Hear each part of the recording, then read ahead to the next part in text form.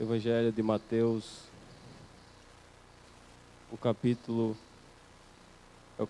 de número 3.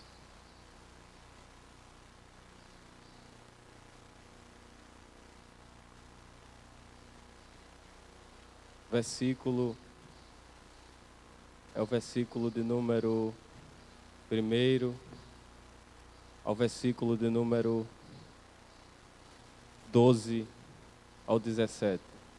Quero já louvar a Deus pela vida do nosso pastor Arnaldo Tavares, pela vida da sua família, pela vida do presbítero Stasky, que está aqui nessa manhã, sendo instrumento de Deus para conduzir esse trabalho e levar nessa manhã esse canal para o seu coração, para a sua vida. E eu tenho o costume de dizer que não é à toa que você abriu no YouTube nessa manhã e caiu na Rio Largo. Sempre tem um propósito de Deus em realizar o que Ele tem para realizar na nossa vida. Mateus capítulo de número 3, versículo de número 1 e o versículo de número 12 e o 17, está escrito: Naqueles dias veio João, o Batista, pregando no deserto da Judéia e dizendo: Arrependei-vos, porque é chegado o reino dos céus. Porque este é anunciado pelo profeta Isaías, dizendo: Voz do que clama no deserto, preparai o caminho do Senhor e endireitai as suas veredas. Versículo 12: Cuja a peneira está em sua mão, e limpará cuidadosamente a sua eira. Recolherá no celeiro o trigo, mas queimará a palha no fogo indestrutível. Então Jesus foi da Galiléia ao Jordão ter com João, para ser batizado por ele. Mas João o impedia, dizendo: Eu tenho necessidade de ser batizado por ti, e tu vens a mim? Jesus, porém, respondendo, disse: Deixa que assim seja por agora, pois nos convém cumprir toda a justiça. Então ele consentiu, e Jesus, quando foi batizado, saiu logo da água, e eis que se lhe abriram os céus, e viu o Espírito de Deus descendo como pomba e vindo sobre ele. E eis uma voz que do céu dizia: Este é o meu Filho amado, em quem eu me comprazo.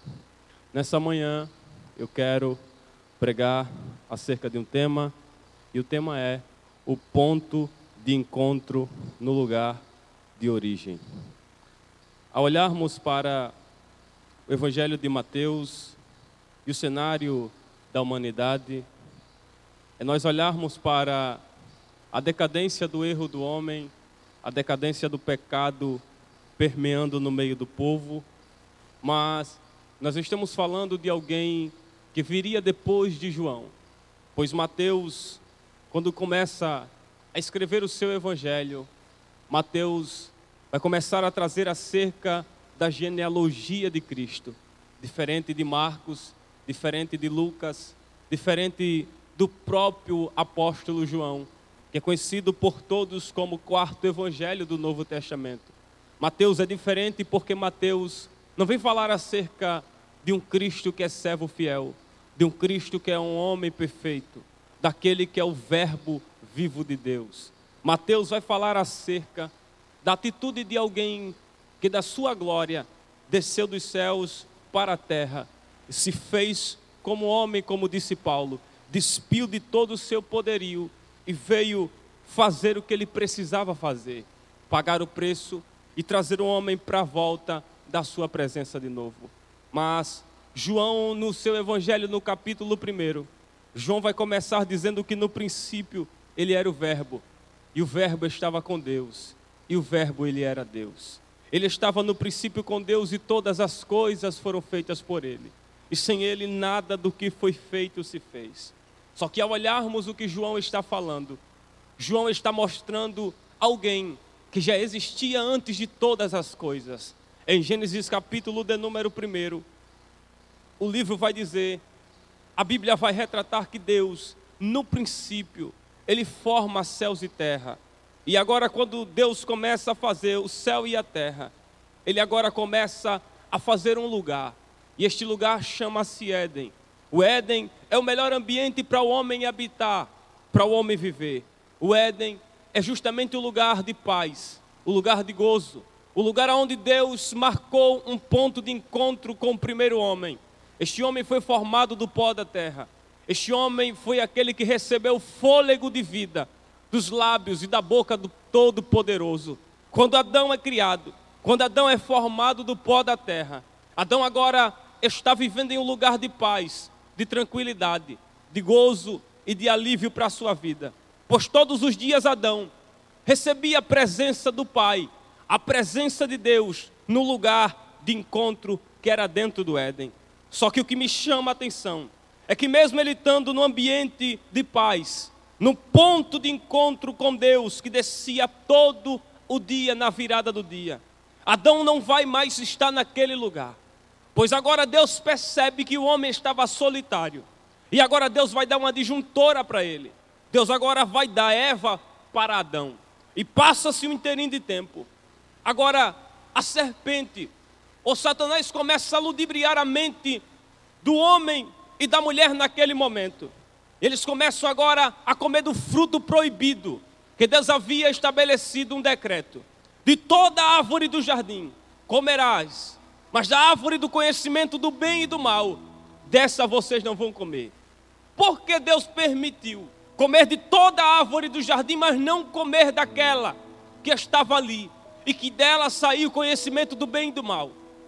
É porque Deus sabia que o homem naquele momento que comesse, iria quebrar o primeiro altar, e o ponto de encontro seria destruído pelo homem. Eva come, Adão também come. E agora em um inteirinho de tempo, o primeiro altar do ponto de encontro do homem está agora quebrado. Adão já não tinha mais a presença de Deus, porque Adão não vivia com relacionamento com Deus ano a ano, festa por festa, congresso por congresso. Adão tinha a presença de Deus todo o dia, na segunda, na terça, na quarta, ele tinha todo dia a presença de Deus. Adão não recebia a presença de Deus uma hora apenas. Deus descia, os céus se abriam, Deus falava com Adão. Quando Adão estava na hora de conversar com Deus, ele corria para o ponto de encontro, o lugar de origem. E lá quando Deus descia perguntando: Adão, aonde tu estás?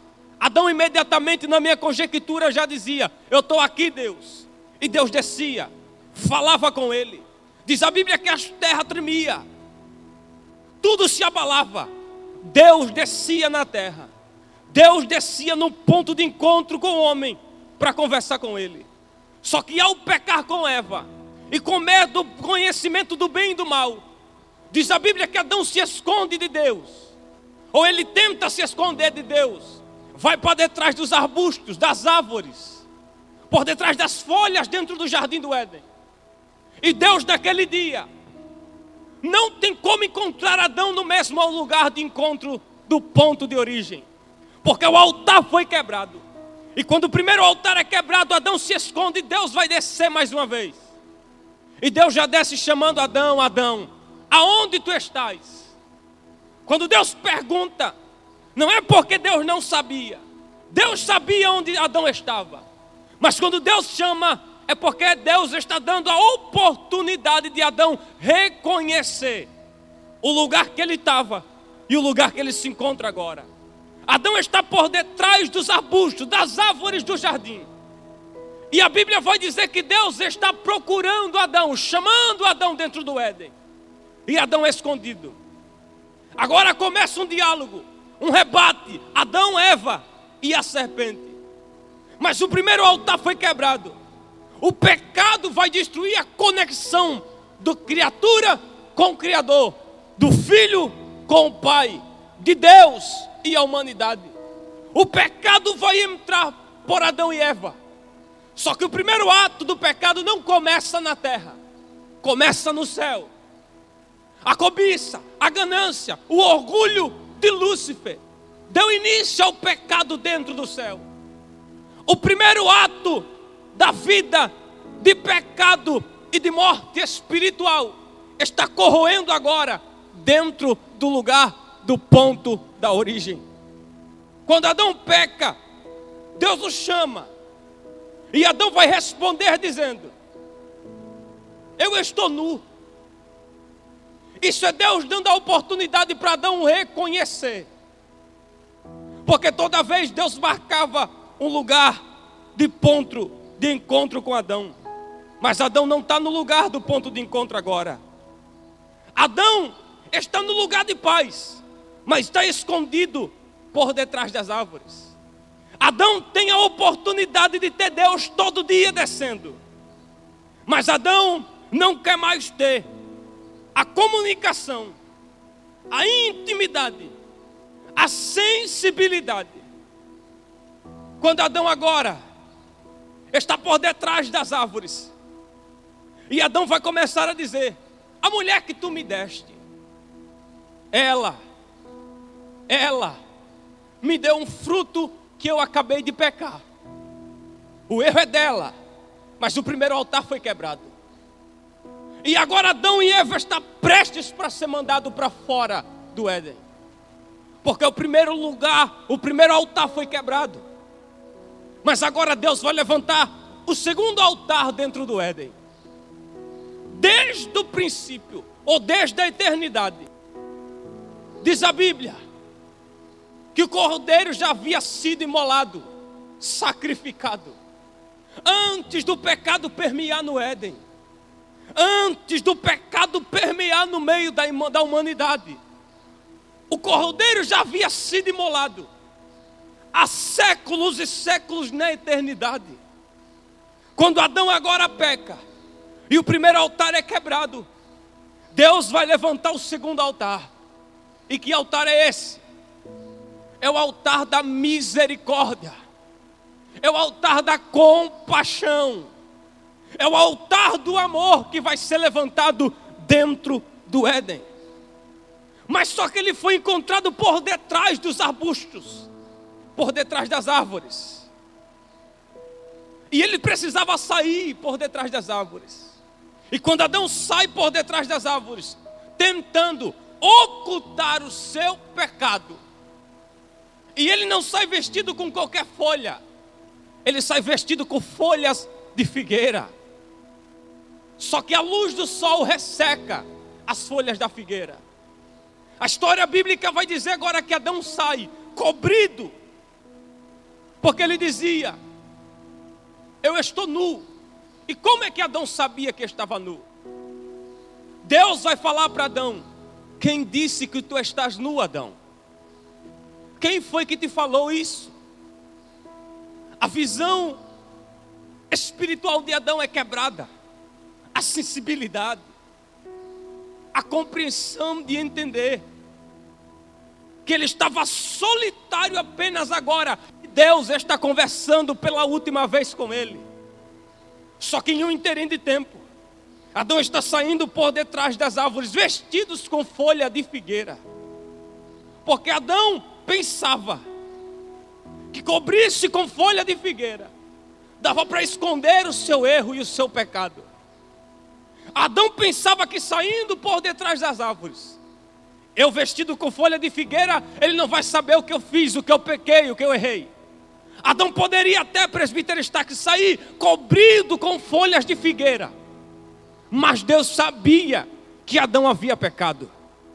E tem gente que está por detrás da figueira, por detrás das árvores, está saindo coberto com as folhas, pensando que está tudo bem, pensando que está tudo normal. Mas Deus está dando oportunidade para Adão reconhecer que ele perdeu o primeiro ponto de encontro com Deus. Deus agora levanta o segundo altar. E este segundo altar que Deus levanta no Éden é o altar da misericórdia. E a palavra misericórdia é carinho, amor, compreensão. Adão, quando sai e peca, o primeiro altar é quebrado, mas vem o segundo altar. E quando o segundo altar é levantado, ele cobre Adão com pele de cordeiro. Adão é mandado embora. Mas dentro do Éden, Adão perdeu 3 coisas que corroeu entre tempo e tempo, e ninguém conseguiu cobrir o que Adão fez e perdeu essas 3 coisas no Éden. Primeiro, Deus não descia mais.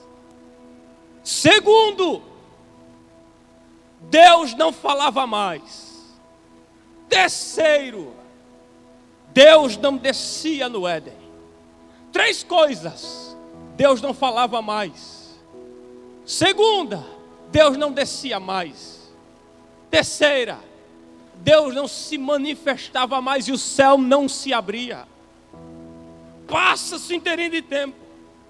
Deus decreta uma espada flamejante ao redor do jardim para guardar o ambiente. Querubins na porta. Mas o primeiro altar foi quebrado, o segundo altar foi levantado. Mas quando ele é mandado embora, quando Adão é mandado para fora do lugar de paz, de gozo, do ambiente que ele desfrutava de uma boa intimidade com Deus, quando Adão é mandado embora, não se tinha mais condição, porque o pecado permeou no meio do povo. O pecado predominou no meio do povo. O pecado predominou no meio da humanidade de uma forma que Deus não falava mais, o céu não se abria, Deus não descia mais. Adão agora conhece a sua esposa fora do jardim. E parafrasear, enquanto Adão começa a ser mandado embora, começa a ser colocado para fora, o pecado permeou. Seu filho mata seu próprio irmão. O pecado e o primeiro assassinato que acontece na humanidade. A primeira morte espiritual acontece no Éden. A primeira morte física e assassinato acontece fora do Éden. O pecado vem permeando no meio do povo. Mas só que Adão pensava, presbítero Stasky, que diferente de hoje, Adão cobrisse com folha de figueira, ele estava escondido. Mas não adianta. Não adianta estar escondido com folha de figueira. Porque alguns estão escondidos com folha de figueira pensando que adorando está tudo bem. Outros pensam que estão escondidos com folha de figueira, ocultando o seu erro, porque estão falando em língua, profetizando, ou até pregando como nós estamos pregando aqui. Vai dar para ocultar o pecado ou o erro. Mas uma hora ou outra, a folha de figueira vai ter que cair. E o altar vai ter que ser levantado de novo. Ele sai por detrás das árvores, é mandado embora do Éden. E quando Adão e Eva agora é mandado para fora do jardim, Deus levantou outro altar e cobriu ele. Só que tem 3 coisas que ele perdeu. O céu fechou. Deus não falava mais. Deus não descia mais. E diante dessas 3 coisas que o homem pecou, pastor Adriano Vasconcelos, passou-se Noé. E a geração de Noé pecou de uma forma extraordinária. Mas Noé não conseguiu abrir o céu, porque ele foi levantado para criar a arca. Veio Abraão, mas ele não foi conseguido abrir o céu, porque ele foi levantado apenas para ser o pai da fé. Veio justamente Isaac, o filho da promessa, mas ele não conseguiu abrir o céu. Veio as 12 tribos, mas ninguém conseguiu abrir o céu.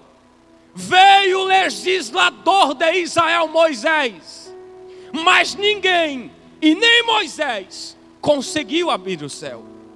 Veio Josué, que orou, e diz a Bíblia que o sol parou, mas não conseguiu abrir o céu. Veio Caleb, mas não conseguiu abrir o céu de maneira nenhuma. Veio Eude, mas de maneira nenhuma ele conseguiu abrir o céu. Veio Toar e Jair, mas não conseguiram abrir o céu. Veio Débora, profetisa e juíza de Israel, mas não conseguiu abrir o céu. Veio Jefité, humilhado em casa, mas nem Jefité conseguiu abrir o céu. Mas só que teve alguém que apareceu, que quando Jefité apareceu não conseguiu abrir o céu. Veio um moço cheio do Espírito Santo, chamado Sansão, mas não conseguiu abrir o céu. Veio Gideão, mas não conseguiu abrir o céu. Veio os profetas, Isaías, Jeremias, Ezequiel, Oséias, Obadias, Sanfonias, Malaquias.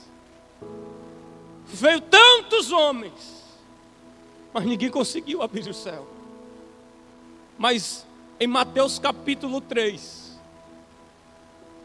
aparece um homem pregando com ousadia.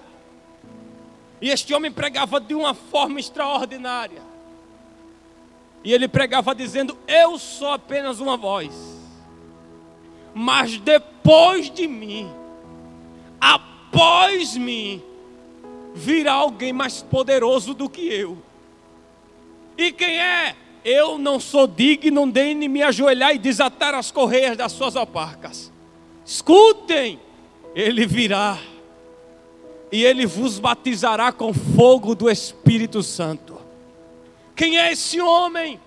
Que de tantos homens que surgiu, ninguém conseguiu abrir o céu, mas ele vai fazer uma atitude que vai fazer o céu se abrir. João Batista, aquele que Zacarias orou dentro do ambiente de sacrifício, em Lucas capítulo 1, quando Gabriel surge, e ele disse que a sua esposa, que era estéril, estava no seu ventre um menino chamado João Batista, e ele seria cheio do Espírito Santo desde o ventre. Isaías já dizia que ele era só uma voz que preparava o caminho para alguém que viria depois dele. E João pregava uma mensagem no meio do deserto da Judeia. Publicanos, saduceus, fariseus, escribas iam ouvir João pregar. E a mensagem de João não é uma mensagem boa, aproximadamente no nosso tempo de se ouvir. A mensagem de João era: arrependei-vos, porque é chegado o reino dos céus. A mensagem de João era acerca do arrependimento. Mas adjacente ao Jordão, as cidades iam lhe ouvir no meio do deserto. João não fazia publicação para ser famoso. João não precisava estar na mídia como a gente usa hoje. João só tinha uma voz. João só tinha uma missão no meio do deserto: pregar acerca de alguém que viria depois dele. E João prega, e João batiza. João vai batizando, mas no meio da fila para ser batizado, aparece um homem. E este homem é aquele que teve apenas o contato com João no ventre de Maria. João está no ventre de Isabel. E diz a Bíblia que um começa a saltar de um lado, outro salta do outro. Isabel é cheia do Espírito, Maria também é cheia do Espírito Santo. Passa aproximadamente 25 anos. Ele está no meio da fila para ser batizado. E João batizando com água para o arrependimento. Mas João tem uma revelação dada pelo Espírito Santo. E João agora começa a pregar. E João tem a visão e diz: eu estou sentindo a presença de alguém aqui que é maior do que eu. Eu estou sentindo a presença de alguém aqui que é mais poderoso do que eu.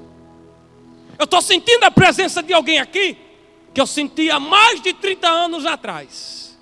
Eu estou sentindo a presença dele hoje. E quem é João? Eis o Cordeiro de Deus que tira o pecado do mundo. João apresenta Jesus agora. Jesus aparece para ser batizado na fila do Jordão. João olha e diz: eu quem careço ser batizado por ti. É mais do que uma honra.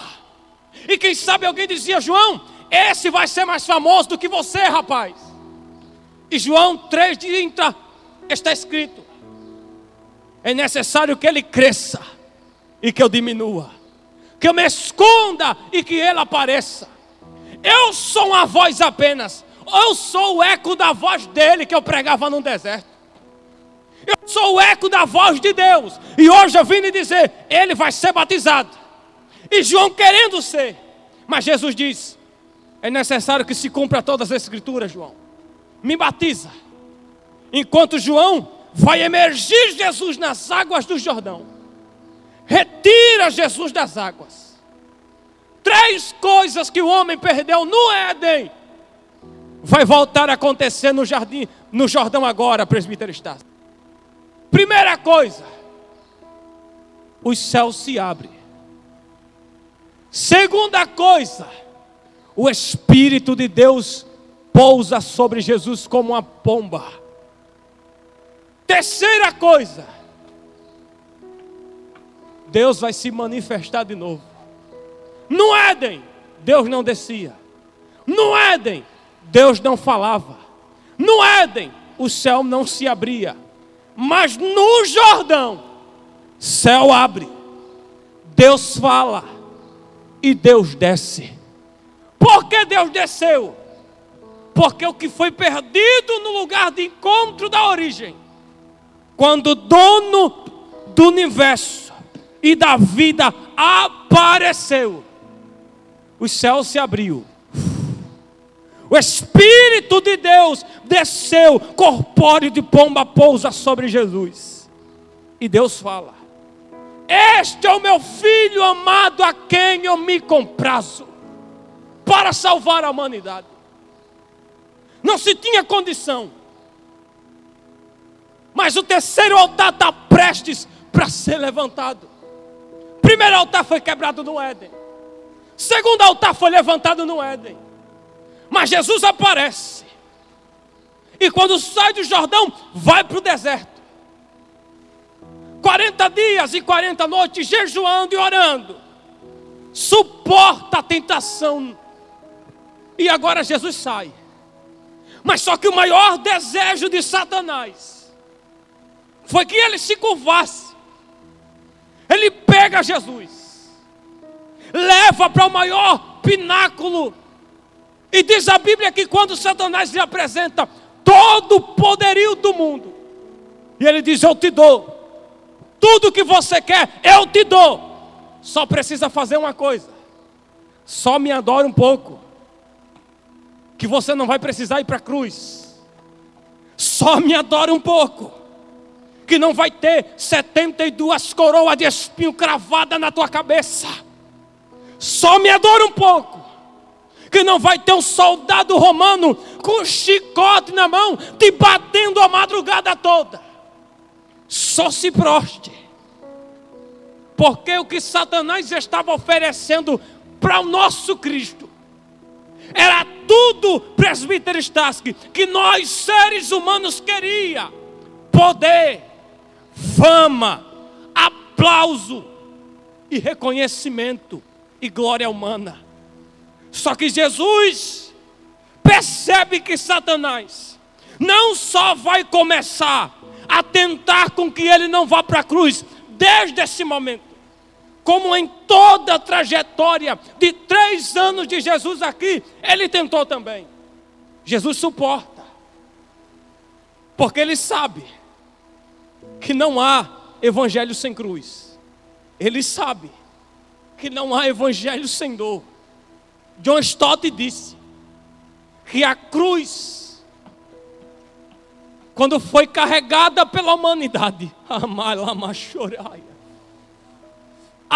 todos os dias, ferida nos ombros de homens, mulheres e jovens.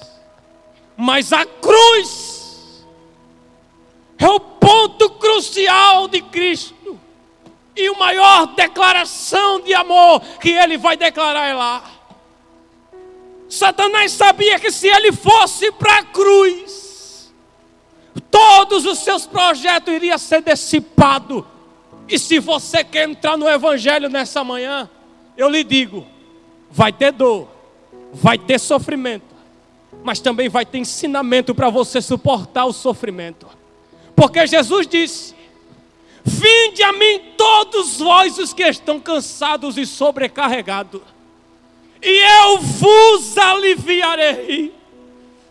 Jesus estava dizendo: se você estiver sozinho no mundo, a dor vai ser maior. Mas se tiver com a minha cruz nos ombros e eu do lado, se preocupe não. Eu darei poder para pisar sobre serpentes e escorpiões. Satanás faz de tudo para ele se curvar. E ele diz: Satanás, só o Senhor teu Deus adorarás e só Ele servirás. Só que deixa eu abrir um parêntese para correr para o final. Essa geração hoje está sendo corroída pelo sistema e pelo mundanismo. Estão fazendo de tudo para arrancar de dentro da igreja a cruz. Estão fazendo de tudo para arrancar do meio da igreja algo chamado santidade. Essa é a maior mensagem do Evangelho: cruz e santidade. Satanás queria primeiro destruir ou profanar a santidade de Cristo. Segundo, Satanás queria com que ele não pegasse a cruz lá na frente, porque não há evangelho sem cruz. Pode haver um tempo gospel, mas não há evangelho sem cruz. Pode haver mídias para tentar corroer a igreja, mas quando Jesus olhou para Pedro, ele disse: Pedro, tu és pedra, e eu, pedra grande, vou edificar a minha igreja, e as portas do inferno não vão prevalecer contra ela. Estão fazendo de tudo para paralisar a igreja, mas está na Bíblia que se a obra for de homem, ela para, mas se a obra for de Deus, ela avança. E desde 1910 essa igreja continua de pé. Mais de 2000 anos atrás, essa igreja continua de pé. Daniel, Sadraque, Mesaque e Abednego estão em Babilônia. Chega Nabucodonosor e diz a todos aqueles que ouviram o som da gaita, da harpa, xilófone, vão ter que se curvar. E diz a Bíblia que veio uma pedra do céu, presbítero Stasky, sem ajuda de mão de homem, desceu e destruiu a estátua de Nabucodonosor. Mas Deus havia dado a revelação para Daniel: o reino de Roma vai cair, o reino da Grécia vai cair, o reino de Babilônia vai cair, mas vai ter um reino que eu vou levantar, e esse reino não vem de baixo, esse reino é o reino do céu, e ele vai permanecer de pé. Ele vai permanecer de pé. Me prove a prova que eles permaneceram de pé. Veio o toque da harpa e eles estão aqui de pé. Veio o toque da gaita e eles estão aqui de pé. Veio o toque do xilófone, do sacabucha e eles estão aqui de pé. Sabe por quê? Porque esse é o maior sinal, que se nem Nabucodonosor, que nem Hitler, que nem tantos homens que passaram na história do Evangelho puderam destruir e corroer essa igreja, o que é Satanás para parar a igreja? O que é o sistema para parar a igreja? Ele está de pé, ele está de pé, e ele está de pé. Por quê? Porque tem duas coisas que Jesus está fazendo aqui: prevalecendo a santidade e prevalecendo o sacrifício da cruz. Jesus sai, agora continua curando, sarando, tratando. É pego pelo sistema de Roma. Pegam Jesus, a madrugada passa e o chicote desce. Flávio Josefo disse que foi mais de 4.000 chicotadas. Seu pulmão dava para ver trabalhando, pulsando, batendo.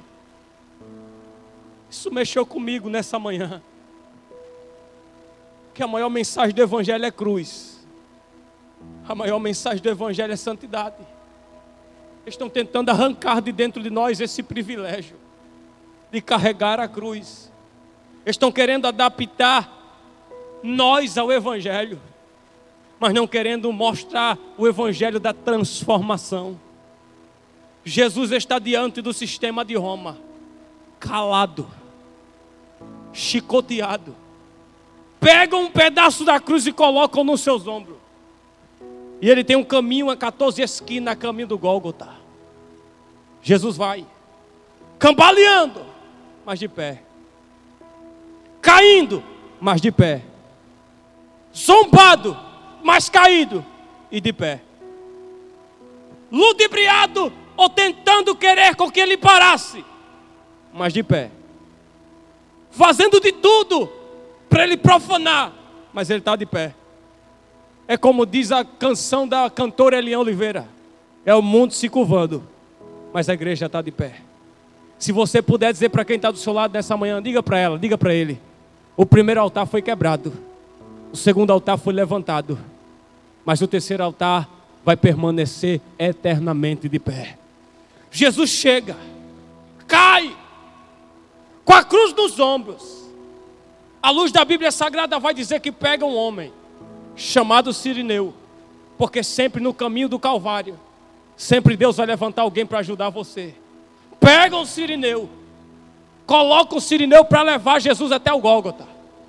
Ele chega, deitam Jesus, e quando deitam Jesus, começam a bater, a cruz é levantada.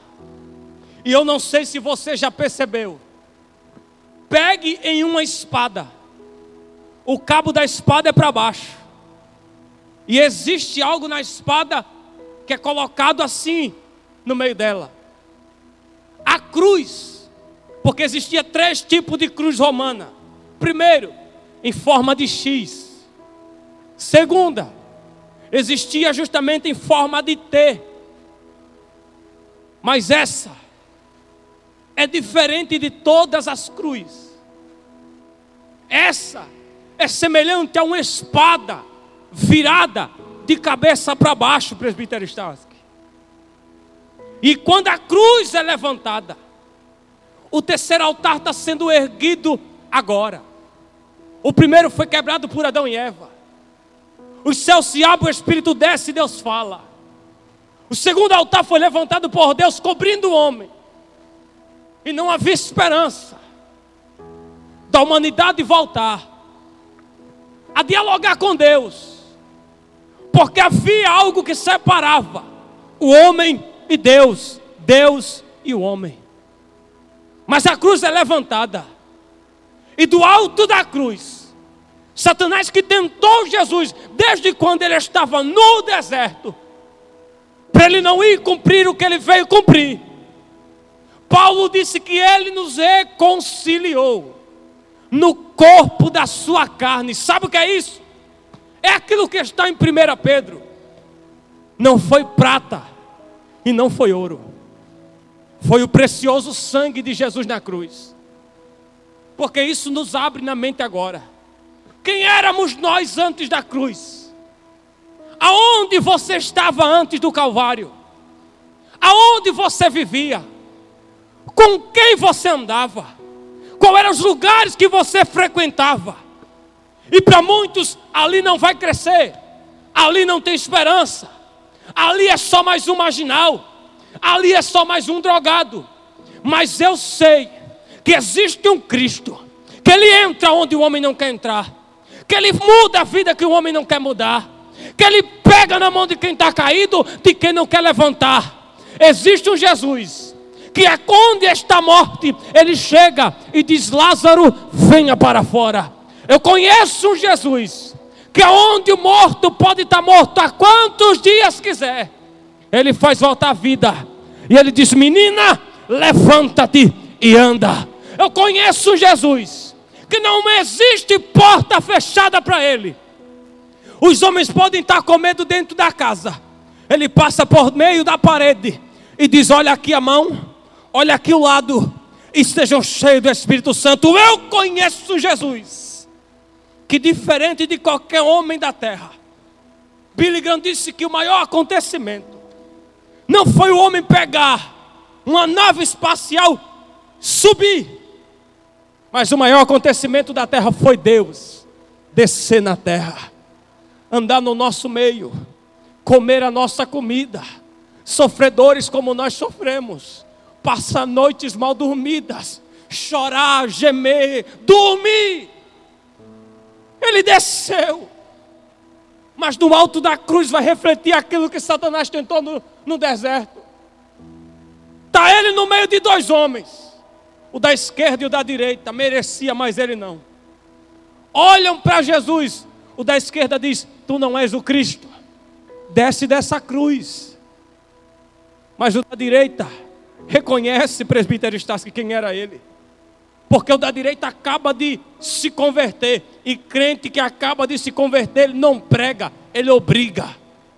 E ele diz: cala a boca, nós merecemos estar aqui, mas ele não. Senhor, lembra-te de mim quando entrares no teu reino. Mas aos pés da cruz, o sistema dizia: tu não és o Cristo, desce, prova que tu és, salva-te a ti mesmo. Usou a Pedro para tentar com que Jesus não fosse para a cruz. Ao caminho de 3 anos em seu ministério, Satanás tentou de toda forma parar com que Jesus não fosse para a cruz, porque ele sabia que o primeiro altar foi quebrado e ele conseguiu fazer com que o homem quebrasse. Ele sabia que o primeiro altar quebrado ele conseguiu quebrar através do homem. Mas o terceiro altar ele sabia: se ele for para a cruz, acabou para a gente. Se ele for para a cruz, e muitos pregam por aí, dizendo que naquele dia Satanás fez festa no inferno. Mentira. Satanás e os seus demônios entraram em desespero total, que ele sabia que havia uma cédula de dívida sobre nós, que segundo a história, todo devedor era pegado a cédula de dívida e colocado na porta dele e batido com prego. Pá! Devedor. Satanás sabia que essa cédula estava sobre nós e que nenhum homem da terra poderia arrancar. Mas ele sabia que se Deus descesse, se Deus desse um brado na cruz, a cédula seria arrancada. Na cruz, ele está prestes para entregar. Ele ergue ao céu. Mas a Bíblia vai dizer que os homens planejaram quebrar as suas pernas para não ter mais condição de sobreviver.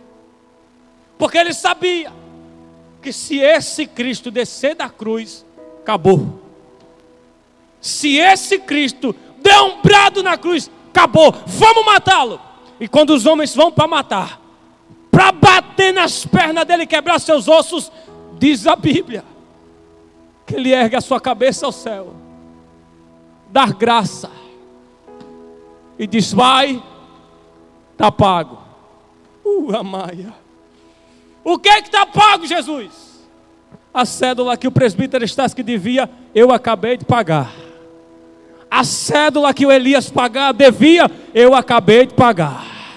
A cédula que a Maria, que o presbítero Adriano Vasconcelos devia, eu acabei de pagar.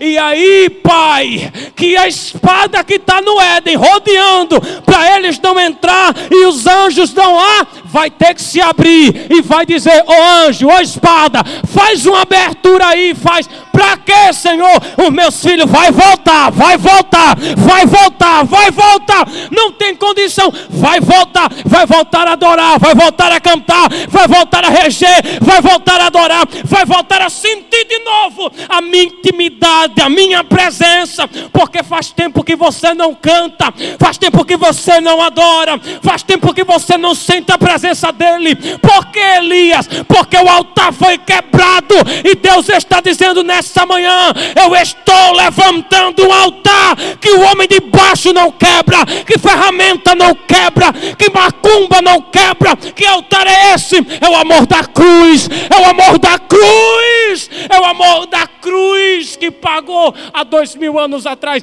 Não tinha condição de eu estar aqui nessa manhã. Eu era devedor, como disse Paulo. Eu era escravo do pecado, como disse Paulo. mas pelo sacrifício da cruz. Uralamaia que levaia. Lema poquileuxi. Alamba maia xilai. A cédula estava lá. E ele não vai pagar a gente com prata e nem com ouro. É o sangue dele que está sendo derramado. O terceiro altar está sendo levantado. E esse altar o homem não quebra. A traça não corrói. Ele olha para a humanidade e dá o brado. Tetelestai. Está consumado, Pai. Diz a Bíblia agora